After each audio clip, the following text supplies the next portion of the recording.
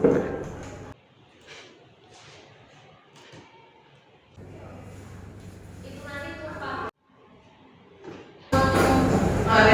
silakan masuk. Ya,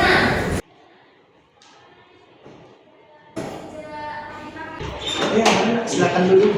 Pilih saja tempat duduk yang nyaman.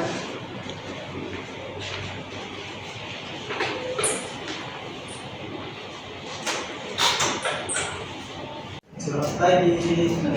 Apa benar ini Nak Agil yang sebelumnya sudah nge-WA Bapak? Iya, saya kemarin WA Bapak untuk beberapa hari ini.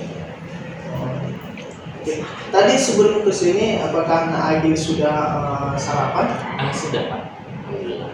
Oke. Ini kan masih jam pelajaran ya. Apakah sebelumnya Nak Agil tidak masuk ke dalam kelas atau bagaimana? Hari tadi ini siswa apa kosong, jadi gurunya. Oke. Oh iya, tadi kamu bilang kamu kelas kosong lagi atau pelajaran kosong. Tadi pelajaran apa ya? Tadi ini Pak bahasa Indonesia. Bahasa Indonesia. Iya. Dengan Ibu siapa? Itu namanya Bu Alia. Oh iya, Bu Alia. Iya. Bapak lupa. Iya. Nah, Agi, terus berapa ya? Saya kelas 11 Pak. 11. Iya. 11 tunggu. Kamu yang kelas 11 PSD ya? Iya. Oh iya, Agi. Yang ketua kelasnya Permata ya? Iya betul Pak. Oke. Sebelumnya Nak Agil di sini kan kamu sudah pasti tahu kamu datang kepada Bapak itu pasti kamu ingin melakukan counseling. Jadi Bapak akan menjelaskan sedikit. Counseling itu adalah proses penentuan yang diberikan oleh seorang ahli atau yang sering disebut konselor. Tapi kalau di sekolah seperti ini, konselor guru BK yang diberikan kepada konseling yang membutuhkan bantuan yaitu Nak Agil sendiri untuk menyelesaikan permasalahan yang Nak Agil hadapi. Apakah Nak Agil paham? Paham. Oke. Oke, dalam proses konseling ini Nak Agil tidak usah takut. Sebelum Bapak menjelaskan lebih lanjut, Nak Agil di sini apakah dengan sukarela atau ada yang memaksakan Nak Agil datang ke sini? Enggak ada sih Pak, saya memang kesini karena kemauan saya sendiri dan karena ada pasangan sendiri. Oke, baik. Berarti Nak Agil datang ke sini karena sukarela tanpa pasangan dan lain. Baik. Bapak akan lanjutkan. Dalam proses konseling ini, Nak Agil tidak perlu takut karena dalam proses konseling ini ada beberapa asas yang harus Bapak terangkan sebagai konselor. Yang pertama itu asas kerahasiaan, di mana setiap permasalahan Nak Agil tidak akan Bapak beritahukan kepada siapapun kecuali ada izin dari Nak Agil sendiri. Yang kedua yaitu asas kesukarelaan. Asas kesukarelaan ini itu berasal dari Nak Agil sendiri. Nak Agil dengan sukarela datang kepada Bapak agar Bapak dapat membantu masalah Nak Agil. Yang ketiga itu asas kemandirian. Kemandirian ini bersama seperti asas kesukarelaan, tapi kemandirian ini Nak Agil memang mandiri datang kepada Bapak. Oh iya, Bapak hampir lupa satu lagi. Ada satu lagi asas yang harus kita terapkan dalam proses konseling ini, di mana yaitu asas keterbukaan. Asas keterbukaan ini di mana Nak Agil harus benar-benar memberikan informasi secara terbuka tanpa menutupi apapun kepada Bapak agar Bapak dapat membantu Nak Agil secara maksimal dalam menyelesaikan masalahnya. Apakah Nak Agil paham? Paham Pak.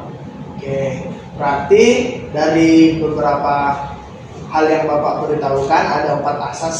Yang pertama tadi asas Kerahasiaan. yang kedua, itu ada asas kesukarelaan. yang ketiga, itu ada asas kemandirian. yang keempat. Dan yang terakhir itu ada asas keterbukaan. Oke, baik. Sedikit banyaknya Nak Agil sudah tahu tentang apa yang Bapak jelaskan tadi.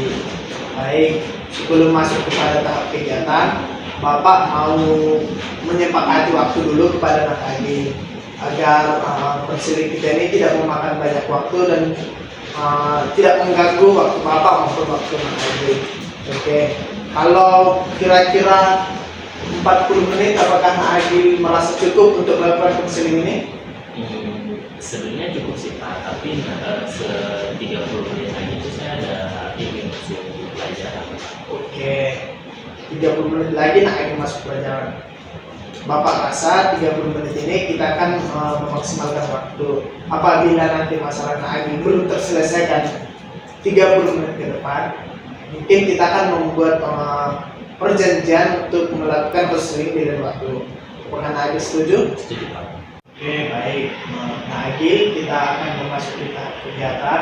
Tapi sebelum memasuki tahap kegiatan, ada baiknya Agil berdoa agar Agil lebih leluasa, lebih bebas, tidak terbebani untuk menceritakan masalah Agil ke Bapak. Oke, Bapak berikan waktu untuk Agil berdoa terlebih dulu.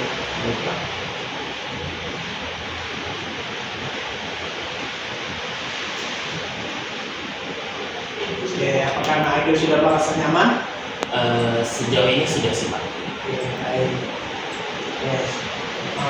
Agil, sebelumnya Agil pasti sudah tahu, Bapak juga sudah tahu bahwa Agil datang kepada Bapak agar Agil dapat menerima bantuan Bapak untuk menyelesaikan masalah Agil.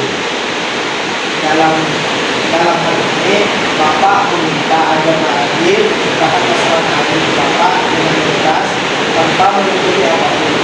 Di sini Bapak mau keterbukaan Agil menceritakan masalah Agil. Bapak persilakan untuk Agil menceritakan masalah Agil. Jadi gini Pak, saya tuh sebenarnya saya ini loh Pak, saya dalam relasi saya itu bukan saya sama teman-teman Berarti Agil kurang percaya diri atas kemampuan Agil. Tapi dalam hal ini Agil masih terus memperjuangkannya, langsung berpikir seperti itu. sejauh ini sih saya masih coba sih pasti terus belajar. Tapi ya kayak saya pikir saya tuh merasa kayak saya ngelakuin terus depan. Tapi saya tuh udah sisi lain tuh selesai saya belajar tuh saya ngerasa itu kayak ngapain saya ngelakuin kayak sia-sia gitu. Jadi saya bingung antara saya harus melanjutin belajarnya atau saya kayak ya udahlah saya berhenti aja. Berarti Agil memilih pemikiran bahwa Agil belajar itu dalam sisi negatifnya memiliki kesia-siaan. Iya Pak. Terus biasanya merasanya saya belajar tuh hasilnya tuh nggak pernah memuaskan itu Pak. Jadi saya udah belajar 5 materi gitu ya Pak. Terus pas hasilnya nggak sesuai itu kayak saya langsung kayak jadi kemampuan saya cuma segini doang ya. Saya itu udah jadi banyak tapi cuma dapat hasilnya segitu. Kayak saya langsung kayak merasa nggak bisa gitu Pak.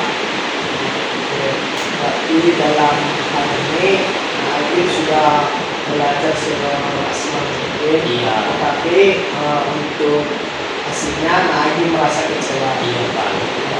Karena adanya rasa kecewa tersebut, jadi Agil menjadi kurang percaya diri Betul Pak. akan kemampuan Agil sendiri. Iya. Oke, Mas, di sini apakah masih ada yang mengganjal dalam hati Agil? Ada sih Pak. Jadi kemarin itu saya di bulan Februari itu saya sempat ikut Olimpiade Pak. Saya ikut Olimpiade tapi di situ kalah. Saya kalah telak. Terus setelah dari situ saya merasa kayak saya down gitu loh Pak. Saya down itu saya percaya diri Pak. Terus saya di Maretnya itu saya ikut Olimpiade lagi di Olimpiade yang sama di bulan juga. Alhamdulillah sih saya menang tapi nggak yang seperti juara satu itu pas saya datangnya juara tiga, juara dua, jadi beberapa kali sih saya ikut olimpiade, jadi saya ngerasanya kurang puas itu loh Pak. Nah, jadi saya merasa dari lomba itu saya kurang merasa diri saya kurang Pak. Oke. Di sini Nak Adi mengikuti Olimpiade di dunia. Iya, Dalam Olimpiade ini Nak Adi mengikutinya tingkat sekolah, kabupaten atau provinsi. kabupaten. Kabupaten itu sudah sangat bagus. Mendapatkan juara walaupun belum juara satu, tapi menurut Bapak itu sudah hasil yang cukup memuaskan. Beberapa semester ini Nak Adi sudah berapa kali mengikuti Olimpiade? Tiga sih Pak. Tiga.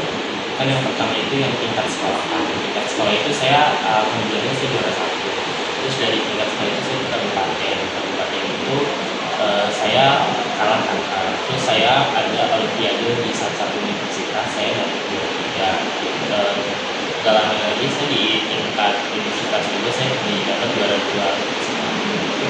Untuk tingkat sekolah sudah mendapatkan juara satu dan lebih unggul dari teman-temannya. Berarti di situ Nak Adi masih sangat percaya diri karena masih unggul dalam satu sekolah itu. Oke. Untuk tingkat kabupaten, Nak Adi merasa kecewa karena di situ Nak Adi menurut Nak Adi sendiri, Nak Adi itu naik itu turun prestasi karena hanya mendapatkan juara tiga. Begitu juga di tingkat universitas, 2 kali dalam tingkat universitas Nagih hanya mendapatkan juara tiga dan juara dua. Iya. Kenapa Nagih malah kurang percaya diri dalam beberapa kegiatan ini? Yang pertama karena gagal itu Pak, saya gagal kan, jadi saya merasa kayak saya tuh kurang percaya diri. Itu saya kan down Pak. Nah pas saya down itu saya sempat beberapa hari itu saya nggak belajar sama sekali karena saya itu kayak saya udah gagal, jadi saya ngapain harus ngurusin lagi itu Pak. Tapi guru-guru itu kayak masih percaya gitu Pak sama saya buat ikut olimpiade berikutnya. Jadi saya udah ngikutin aja hasilnya kayak gini juga terserah aja gitu. Jadi saya ngerasa kayak belajarnya sia-sia, jadi kayak ya udah mau hasilnya seperti itu gitu. Oke. Di sini menurut cerita kamu yang dengarkan, di sini guru-guru masih mempercayai Agil, di mana apabila guru-guru mempercayai kita sebagai siswa, otomatis orang tua bangga, di mana tingkat sekolah memutus kita untuk mengikuti Olimpiade, apalagi tingkat universitas. Nanti tentunya orang tua pasti mendukung anak Agil itu untuk melanjutkan pendidikan, karena orang tua juga melihat Nak Agil memiliki bakat dan memiliki prestasi. Orang tua pasti tentunya mendukung Nak Agil ke tingkat selanjutnya universitas. Jadi di sini Bapak meminta Nak Agil supaya tidak merasa down atau kurang percaya diri atas kemampuan Nak Agil. Kemampuan Nak Agil menurut Bapak sudah sangat patut diapresiasi, karena menjadi kebanggaan di sebuah sekolah itu adalah hal yang sangat membanggakan, terutama kepada kedua orang tua, yang dimana Agil dapat mengharumkan nama kedua orang tua. Coba bayangkan di kampung kamu itu anaknya si A mendapatkan juara 2 tingkat universitas, tapi merupakan suatu kebanggaan. Jadi kalau misalnya Agil merasa kurang percaya diri, menurut Bapak itu sebuah kesalahan. Karena itu kurang percaya diri Nak Agil pasti akan menurunkan prestasinya Agil. Coba Nak Agil mengubah rasa kurang percaya diri menjadi lebih percaya diri lagi, agar dapat lebih membanggakan kedua orang tua. Apalagi nanti Nak Agil ini kelas 11, nanti kelas 12 Nak Agil pasti akan UNBK, ujian nasional berbasis komputer, untuk nanti lolos. Setelah lolosnya dari sekolah, Nak Agil pasti akan dengan prestasi Nak Agil pasti akan melanjutkan pendidikan ke perguruan tinggi. Nanti apabila Nak Agil kurang percaya diri, otomatis Nak Agil akan merasa malas untuk melanjutkan ujian perguruan tinggi. Yang Bapak bilang, jadi saya sebenarnya saya tuh nggak perlu berpikir seperti itu ya Pak. Jadi saya harus bisa